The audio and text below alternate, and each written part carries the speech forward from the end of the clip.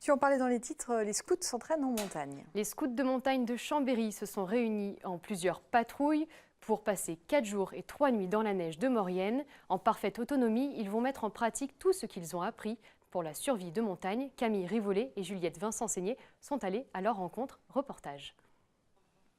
À l'orée de la forêt, au fond de la Maurienne, une trentaine de scouts s'activent à la préparation de leur camp. Les jeunes garçons vont passer 4 jours et 3 nuits ici, en parfaite autonomie. Arrivés ce lundi, leurs journées sont rythmées par l'entretien du camp. Ce matin, Romaric, 13 ans, s'attelle à l'entretien du feu.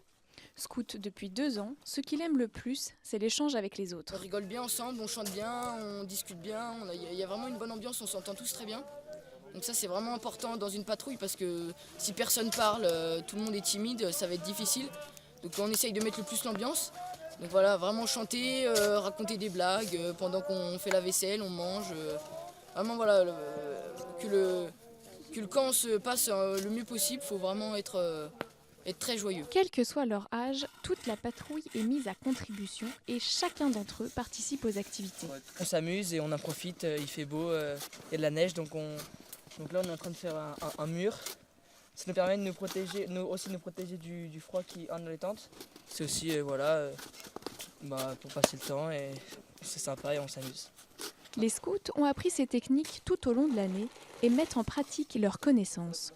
Autonomes, ils peuvent quand même compter sur leur chef de patrouille qui veille au bon déroulement du bivouac. Il n'y a pas vraiment de recette idéale, il faut juste un endroit en montagne, sécurisé, que les scouts soient formés aux techniques de campisme en montagne, parce qu'on ne les lâche pas comme ça en pleine nature sans préparation.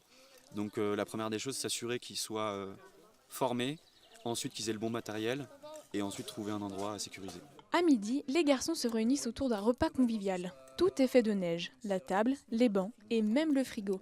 Les conditions sont rudes, mais les scouts semblent être dans leur élément.